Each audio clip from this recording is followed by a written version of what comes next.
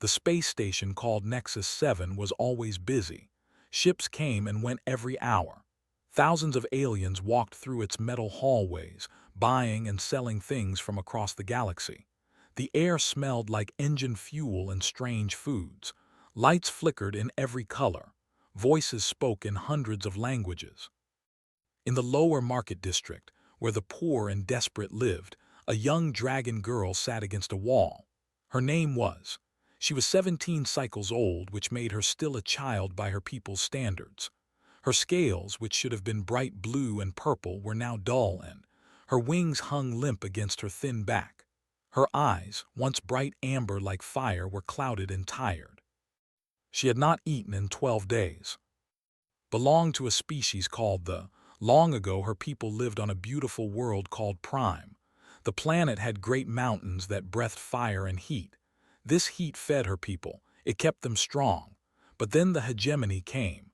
They wanted the special fuel ore hidden beneath the mountains. They took everything. They destroyed the thermal vents. They killed the planet. Now they were scattered across the galaxy like dust. Most species hated them. They called them dangerous. They called them monsters. They said could not be trusted. Pulled her knees close to her chest. Inside her body, where a small flame should burn to keep her alive, there was almost nothing left. Just a tiny spark. When that spark died, she would die too. A group of merchants walked past her. There were tall creatures with many tentacles and skin that changed colors based on their mood. Right now, their skin was dark purple, which meant disgust. One of them looked down at and made a sound of hatred. "Look at this disgusting creature," he said to his friends. "Sitting here, making our market look bad. They should have let the whole species die out." His friends laughed. They walked away without looking back.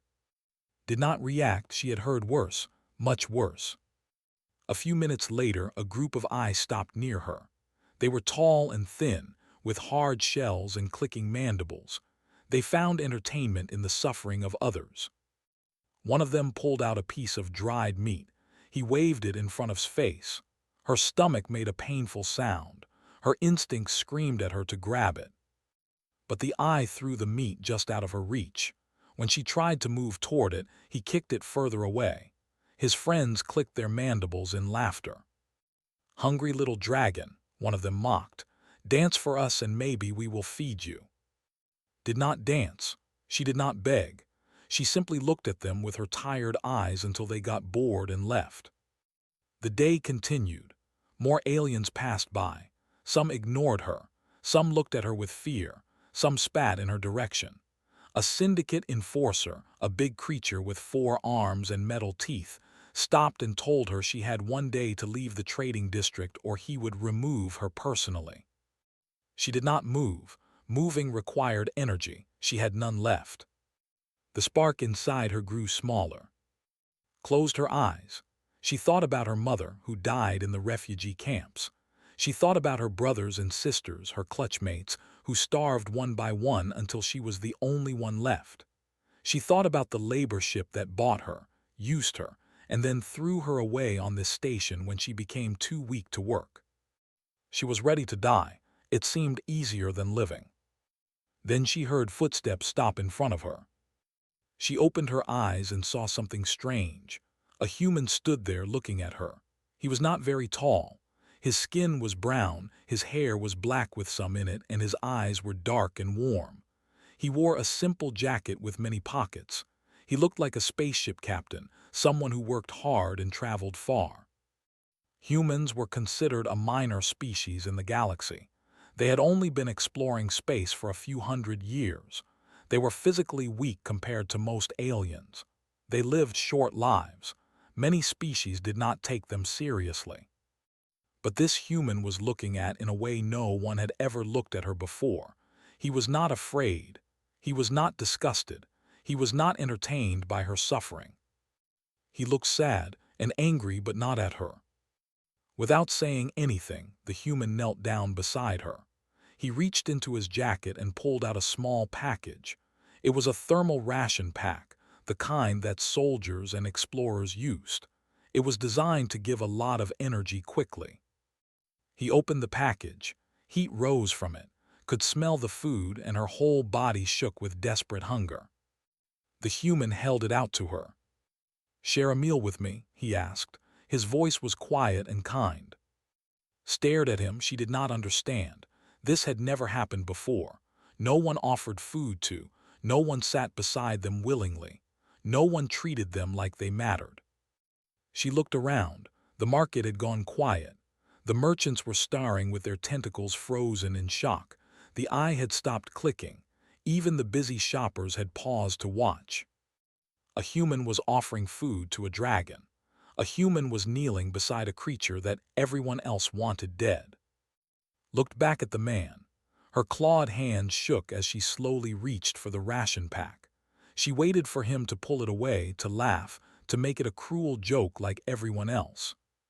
He did not pull it away. He simply waited, patient and calm. Her fingers touched the warm package. He let go, letting her take it fully.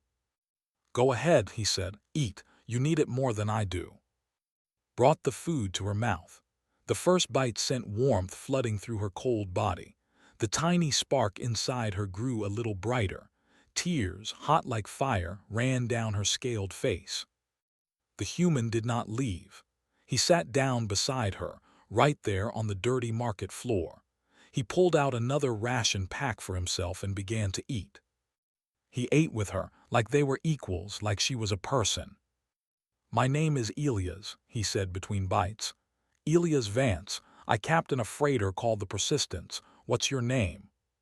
For a long moment, could not speak. Her throat was tight with emotions she had forgotten she could feel. Finally, in a voice rough from disuse, she answered. She whispered, "My name is." Elias smiled at her. It was a simple smile, warm and real. "Nice to meet you," he said. "Now eat. There's plenty more where that came from." And for the first time in many years, felt something other than despair. She felt hope. Elias did not rush her. He sat beside on the cold metal floor of the market and let her eat at her own pace. When she finished the first ration pack, he gave her another, then a third. He did not ask for anything in return. He just sat there, eating his own meal like this was the most normal thing in the world. The other aliens in the market continued to stare. Some whispered to each other. A few laughed nervously. Most looked confused. Humans were strange creatures, they said. Humans did not understand how things worked in the galaxy. But Elias did not care about their stares. He only cared about the starving girl in front of him. "Where are you from?" he asked gently. Swallowed her food. Speaking was hard. She had not used her voice much in the past few years. Words felt strange in her mouth. "Prime," she said quietly, "but it is gone now. The hegemony destroyed it." Elias nodded slowly. He had heard of Prime. Everyone had heard of what happened there. It was one of the great tragedies of the galaxy, though most species preferred not to talk about it. "What happened to your family?" he asked. Looked down at her clawed hands. The memories were painful, but something about this human made her want to talk. Maybe it was because he listened. Maybe it was because he did not look at her with hatred or fear. "My mother died in the refugee camps," she said. "There was not enough food, not enough heat. My clutchmates, my brothers and sisters, they died one by one. I watched them all die." Her voice cracked. The flame inside her flickered with old grief. "I was the last one left. A labor ship bought me when I was 12 cycles old. They made me work in the engine rooms. The heat there kept me alive, but just barely. When I got too weak to work, they threw me away here. That was 3 months ago." Elias was quiet for a long moment. His hands had stopped moving.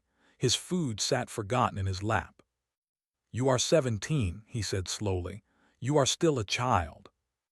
Shrugged, "Children die in this galaxy every day. No one cares." "I care," Elias said. She looked at him. His eyes were serious.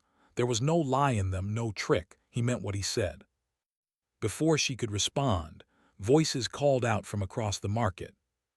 "Captain, there you are." 3 humans walked toward them. pushing through the crowd of starring aliens. They wore the same kind of practical clothing as Elia's, the clothes of people who worked on starships. The first was a woman with black hair and sharp eyes. Her skin was light brown, and she moved like a soldier, always watching for danger. Her name was Diana, and she was the first mate of the Persistence. Behind her came a younger woman with short dark hair and grease stains on her hands. This was the ship's engineer. Her eyes were already studying with curiosity, not fear. The last was a tall man with dark skin and a kind face. Samuel was the ship's medic. He carried a small scanner in his hand, and he was already pointing it at before he even reached them. "Captain, we have been looking everywhere for you," Diana said. Then she stopped and looked at. Her eyebrows rose slightly, but she did not seem shocked. "I see you found a friend." "This is," Elia said simply. "She needs help." Samuel looked at his scanner and frowned deeply. "She needs more than help. These readings are terrible. She is severely malnourished. Her internal temperature is dangerously low. I am surprised she is still alive." Was already thinking. Need thermal energy to survive, right? I can modify one of the cargo bays, create a heating system. It would not be hard. Diana looked at Elias with a knowing expression. She had worked with him for many years. She knew how he thought. She knew what he was going to say before he said it. "She coming with us, Captain?" Diana asked. Elias looked at. "If she wants to, no obligations, no debt, just an offer. We have room on our ship, we have food, we have heat. You can stay as long as you need." Stared at him. Her mind could not understand what was happening. This did not make sense. People did not help. People did not offer them homes. This had to be a trick. It had to be. "Why?" she asked. "Why would you help me? You do not know me. I am nothing to you." Elias smiled sadly. "You are a child who was abandoned to starve. That is enough reason for me." A loud voice interrupted them. "You are making a mistake, human."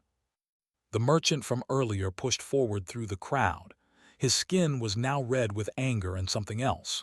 Fear, maybe, or hatred. "Are dangerous," the merchant said. "They are violent by nature. They cannot be trusted. You bring this creature onto your ship and she will kill you in your sleep. It is in their blood."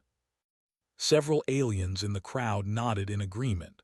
They whispered about savagery, about the fires they could breathe, about the claws that could tear through metal. Felt shame burn inside her. She wanted to disappear. She wanted to tell Elias that the merchant was right, that he should leave her here and forget about her. She was dangerous. She was a monster. Everyone said so. But before she could speak, Elias stood up. He was not a tall man. He was not physically impressive. Compared to the merchant, he looked small and weak. But something in his eyes made the merchant take a step back. "She is a child," Elias said. His voice was quiet, but it carried across the silent market. "A child who was stolen from her home, sold into slavery and thrown away like garbage. And you watched her starve. You mocked her. You treated her like an animal." He took a step toward the merchant. Took another step back. "Do not lecture me about trust," Elias continued. "Do not tell me who is dangerous and who is not. I have seen what cruelty looks like, and it is not her." He pointed at the crowd of aliens who had watched suffer for months. "It is you, all of you." The market was completely silent now. No one moved. No one spoke. Elias turned back to and held out his hand. "Come with us," he said. "If you want, the choice is yours. It will always be yours." Looked at his hand. It was just a human hand. Small and soft with no claws, no scales. It should have looked weak. But to her in that moment it looked like the strongest thing in the galaxy. She reached out and took it. Her clawed hand in his human hand. Two species that should have had nothing in common. But somehow in that moment they understood each other perfectly. "Okay," she whispered, "I will come with you." Elias helped her stand. Samuel immediately moved to support her other side. was already talking about thermal configurations and energy requirements. Diana walked ahead, clearing a path through the crowd with just her stare. As they walked toward the docking bay where the Persistence waited, felt the tiny flame inside her chest grow brighter. For the first time in years, she was not alone. The Persistence was not a beautiful ship. It was old and worn, with scratches on its hull and patches where repairs had been made many times. The paint was faded. The engines made strange noises, but too, it was the most wonderful thing she had ever seen. It was warm, had worked through the night to convert an empty cargo bay into a living space for. She had installed heating panels along the walls and floor. She had created a thermal nest where could rest and absorb the heat she needed to survive. The temperature in that room was hot enough to make humans sweat, but it felt like home. The first few days were strange. Did not know how to act around people who were kind to her. When Samuel brought her special food designed to rebuild her strength, she waited for him to demand payment. He never did. When Diana showed her around the ship, explaining where everything was, kept waiting for the trick to reveal itself. It never came. She ate 5 meals a day. Samuel monitored her health constantly, watching her internal temperature rise back to normal levels. Her scales slowly regained their color. Blue and purple began to shine through the dull. Her wings grew stronger. But healing the body was easier than healing the mind. The first time dropped a metal tool on the floor, the loud noise made react on instinct. Fire erupted from her mouth. She burned a hole in the wall before she could stop herself. She fell to the floor, shaking, waiting for punishment, waiting for them to throw her out. She had shown them how dangerous she was. Now they would abandon her like everyone else. But just looked at the burned wall and smiled. "Good thing I needed to replace that panel anyway," she said. "Are you okay? That sound scared you, did it not?" Stared at her. "You are not angry." Angry? No. Accidents happen, especially when someone has been through hard times. The wall can be fixed. What matters is that you are okay. Helped her stand up and offered her a cup of warm liquid that humans called tea. Held it in her clawed hands, feeling the warmth spread through her fingers. That night she could not sleep. The nightmares came as they always did. She saw her mother dying. She saw her clutchmates turning cold and still. She saw the labor ship, the chains, the endless work in the burning engine rooms. She woke up screaming, flames pouring from her throat. When her vision cleared, she saw Elias sitting beside her nest. He had pulled a chair into her room and was just sitting there, calm and patient, waiting for her to come back to reality. "Bad dreams?" he asked softly. Nodded, her whole body was shaking. "They will get better," Elias said. "Not quickly, not easily, but they will get better, I promise." "How do you know?" she asked. "Because I have had them too. When I was young, I was in a war. I saw terrible things. For years, I could not close my eyes without seeing them again. But I had people who helped me, people who sat with me during the dark nights, people who reminded me that I was not alone." He smiled gently. "Now I do the same for others. That is how it works. We help each other." From that night on, the crew took turns sitting with when the nightmares came. Sometimes it was Elias. Sometimes it was Samuel, who would tell her stories about Earth, the human. Sometimes it was Diana, who did not say much but whose presence was steady and strong. Sometimes it was, who would show her engine schematics and explain how things worked, giving her mind something to focus on besides the darkness. Slowly, began to understand something about humans. They were not strong in the way other species were strong. They could not fight like the four-armed. They could not survive in space like the vacuum-breathing. They could not live for thousands of years like the ancient. But they had a different kind of strength. They bonded. They connected. They found creatures who were broken and lost, and they refused to give up on them. Samuel told her about Earth's history one evening. He spoke of terrible wars and great cruelties that humans had done to each other. But he also spoke of how they had built hospitals in the middle of battlefields, how they had created organizations to help strangers on the other side of the planet, how they adopted animals that could not survive on their own, loving them even though those animals would die long before the humans would. "We are a species that runs into burning buildings to save people we have never met," Samuel said. "It does not always make sense, but it is who we are." Thought about this for a long time. Diana began to train her in combat. At first, was surprised. She had always been told that her fire, her claws, her natural weapons made her a monster, but Diana saw them differently. "These are tools," Diana said, holding up a plasma rifle. "This is also a tool. Tools are not good or evil. It is how you use them that matters. You can use your fire to hurt innocent people, or you can use it to protect people you love. The choice is yours." Trained hard, she learned to control her flames, to aim them precisely. She learned to fight with her claws and her tail. She learned to move quickly and quietly. Diana discovered that was a natural fighter.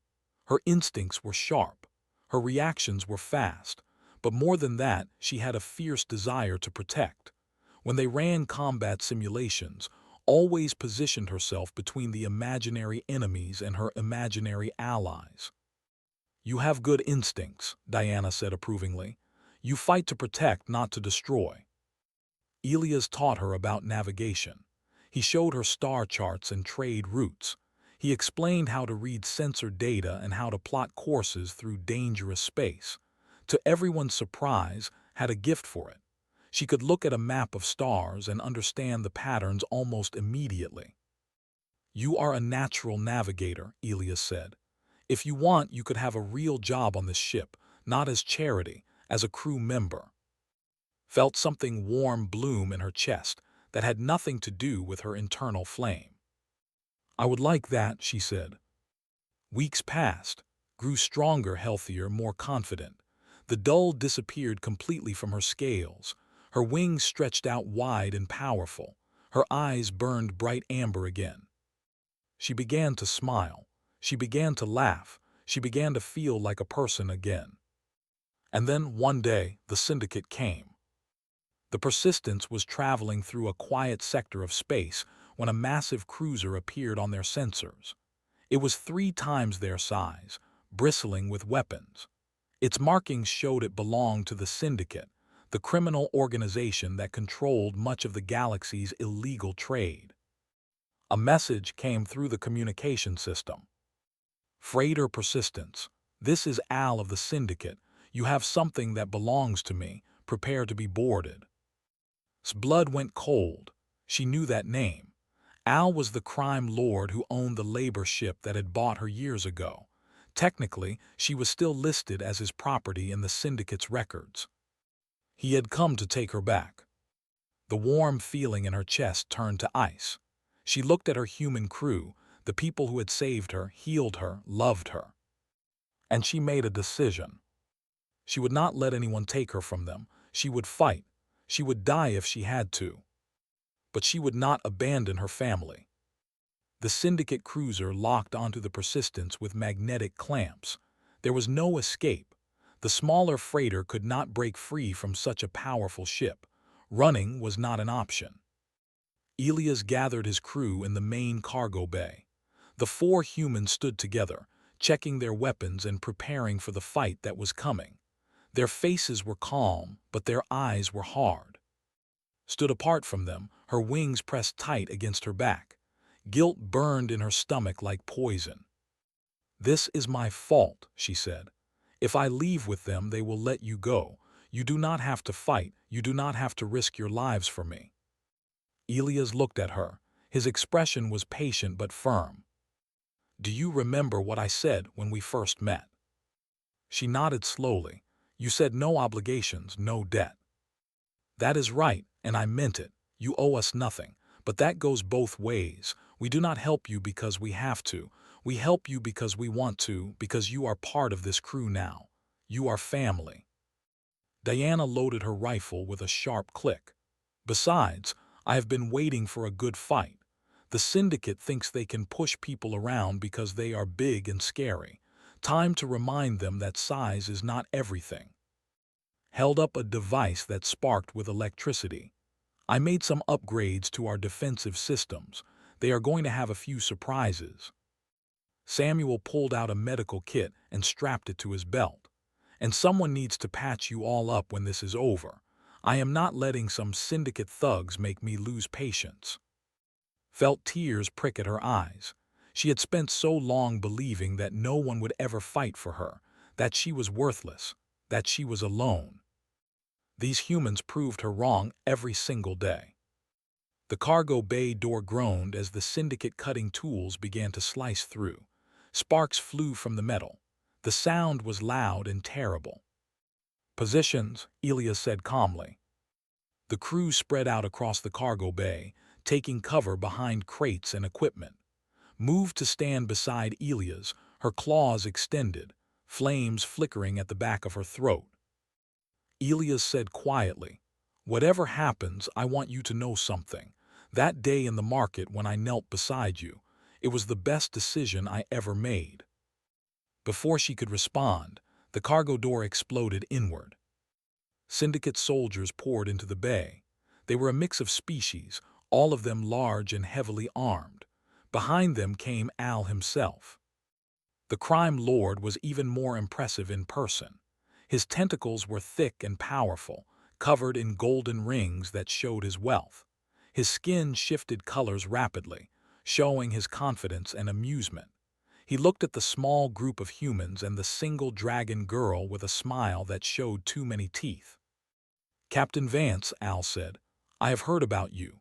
The human who picked up my lost property on Nexus 7. Very noble, very stupid." He gestured at the soldiers around him. There were at least 15 of them, all armed with plasma rifles. "You are outnumbered. This does not need to end in violence. Simply return what belongs to me and I will let you go. Maybe I will even pay you for your trouble." Elias did not move. "She is not property, she is a person, and she is crew."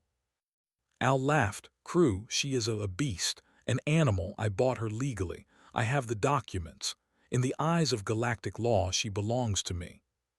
"Galactic law is wrong," Diana said. "Would not be the first time." The crime lord's amusement began to fade. His skin shifted to a darker color, showing his irritation. "You are 5 people against my entire ship. What do you possibly think you can do?" Elias smiled. It was not a friendly smile. "Here is a better question," he said. "What are we willing to do? For her, for each other?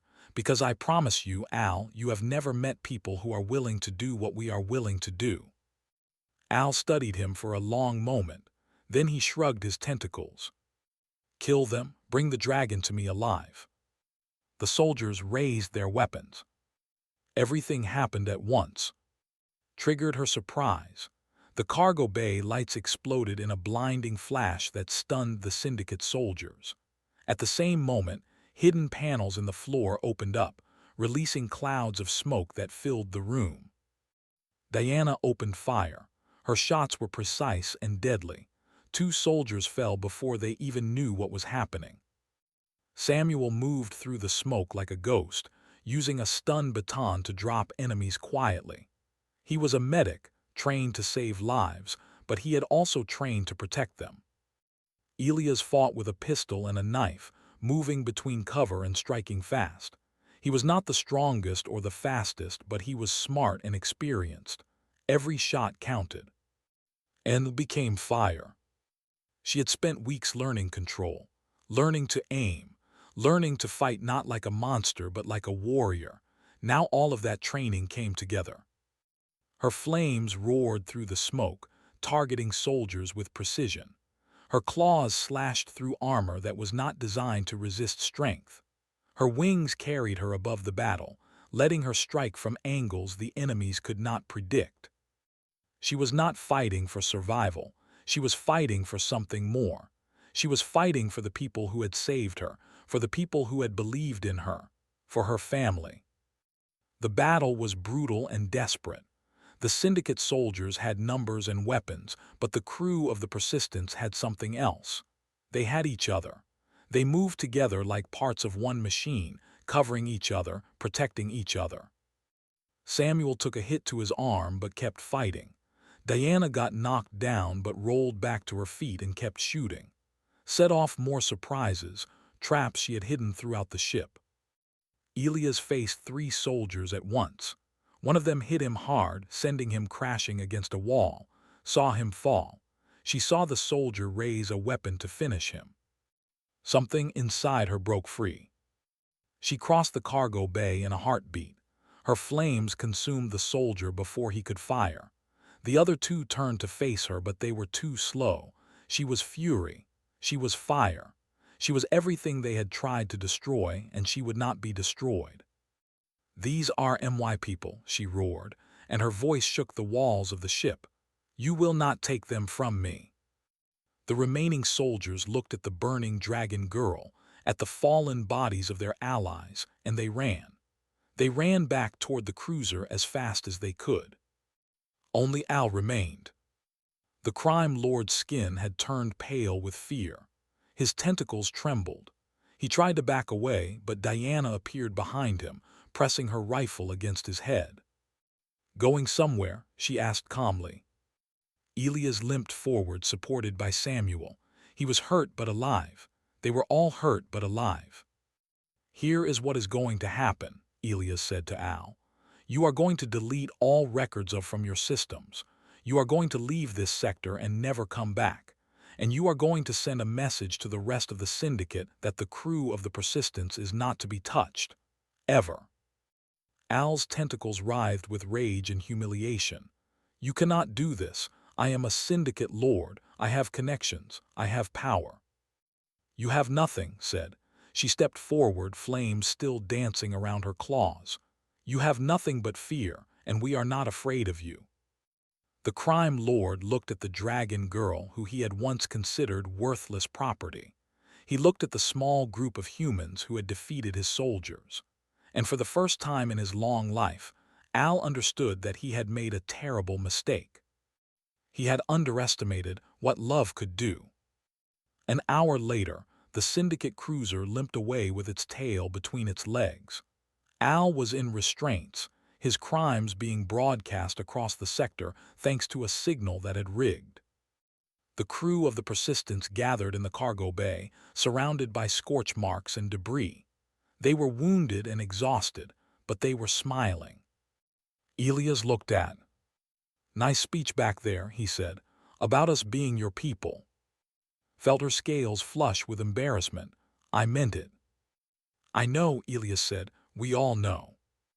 And in that moment, surrounded by the wreckage of their victory, the crew of the Persistence was whole. 1 year had passed since the battle with Al. The galaxy had changed in small ways. News of what happened aboard the Persistence had spread far and wide. A small human freighter had defeated a Syndicate cruiser. A young refugee had stood beside them and fought. The story was told in trading posts and space stations across dozens of sectors. People began to look at differently, not with fear and hatred, but with curiosity. Some even looked at them with respect. Humans, strange as they were, had started something. They called it the Relocation Initiative. Human organizations began actively seeking out refugees, offering them homes and jobs and a chance to rebuild their lives. It was not charity, the humans insisted. It was just what decent people did. The Persistence had become part of this effort. Elias and his crew traveled the galaxy, finding lost and connecting them with humans who wanted to help. They had saved dozens of refugees in the past year. Some stayed with them for a while before moving on. Some joined the crew permanently. Was no longer the scared, starving girl who had sat in the market waiting to die. She was the navigator of the Persistence, one of the best in the sector. Her scales shone bright blue and purple. Her wings were strong and powerful. Her flames burned hotter than ever. But today, she was not on the ship. She was standing in a great hall on the planet's secondary, facing the newly formed council. The council was made up of survivors from across the galaxy. Old and young, they had come together to try to rebuild their broken culture. They needed leaders. They needed symbols of hope. They had asked to be one of those symbols. The head of the council, an ancient named, looked down at her from his seat. "Of the persistence," he said formally. "You have become known throughout the galaxy, the dragon who fought beside humans, the dragon who refused to give up. Our people need figures like you. We want to name you a voice of the council, a leader, a symbol of strength." The hall was silent, waiting for her answer. Looked at the faces around her. She saw hope in their eyes. She saw desperation. She saw people who had lost everything and were searching for something to believe in. She understood she had been one of them. But she knew she was not what they needed. "I am honored," she said, her voice strong and clear, "but I must decline." Murmurs rippled through the hall, leaned forward surprised. "May I ask why?" Stepped forward. "Because I am not your symbol. I am not a leader or a voice. I am a freighter navigator who got lucky. Lucky that one day a human chose to see me when everyone else looked away. Lucky that he offered to share his meal with me. Lucky that his crew took me in and treated me like family." She looked around the hall, meeting the eyes of everyone she could see. "If you want to honor me, then honor them. Honor the humans who reached out when they did not have to. Honor every species, every person who chooses compassion over convenience. Build a future where no child of any species has to beg in the cold, where no one is left to starve while others watch and laugh." She paused, feeling the weight of her words. "Do not make me a symbol. Make kindness your symbol. Make hope your symbol. That is what saved me. That is what will save all of us." The hall was silent for a long moment, then slowly nodded his great head.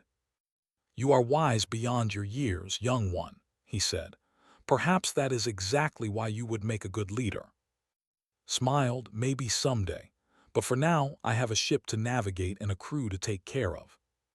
She bowed respectfully to the council and walked out of the hall. The Persistence was waiting for her at the landing platform. It looked the same as always, old and worn and patched together. But too, it was the most beautiful sight in the galaxy. She walked up the ramp and found Elias sitting in the cargo bay. He was drinking a cup of tea and looking at the stars through the viewport. "How did it go?" he asked. "They wanted to make me a leader," said, sitting down next to him. "A symbol for our people. And I said no." Elias raised an eyebrow. "Really? That sounds like a big opportunity." Shrugged, "Maybe, but I already have everything I need right here." She looked around the cargo bay. She could hear singing off-key in the engine room. Samuel was in the medical bay, organizing supplies and humming to himself. Diana was on the bridge, running system checks with her usual focused expression. Her family, her home. "Believe in hordes," said quietly. "Treasure that we gather and guard and love above all else. Our ancestors hoarded gold, jewels, precious artifacts. They believed that the size of your hoard showed your worth." Elias nodded, listening. "But I do not care about gold," continued. "My hoard is not made of metal or gems." She looked at him, her amber eyes bright with emotion. "My hoard is this, all of you. Humans who knelt beside a starving dragon and offered to share a meal. Humans who fought beside me and bled for me.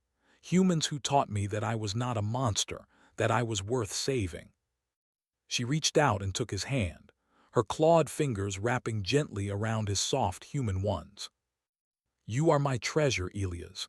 You and Samuel and Diana, this ship, this life. This is my hoard, and I will guard it until my last flame goes out."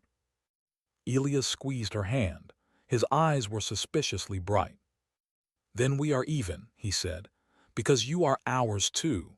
From the moment you took that ration pack from my hand, you became part of us, and humans do not let go of their people, ever." They sat together in comfortable silence, watching the stars drift by. Somewhere across the galaxy, Other species were beginning to understand something important. The measure of a civilization was not found in its technology or its weapons or its conquests. It was found in how it treated those who could not help themselves, in the kindness it showed to strangers, in the hands it extended to those who had been forgotten. Humans were strange creatures. They were small and weak and lived such short lives, but they had a gift that many older and more powerful species had lost. They could look at someone who was broken and lost and see not a burden but a friend, a family member, a treasure worth protecting. The Persistence flew on through the endless darkness of space. Inside, a crew of misfits and survivors shared meals and stories and laughter. A dragon girl who had once been abandoned to die now stood at the navigation console, plotting a course to the next adventure. She was not alone anymore. She would never be alone again. And in the warmth of the ship she called home, surrounded by the humans she loved. His flame burned brighter than ever before. Not because she had to survive anymore, but because she had something worth living for.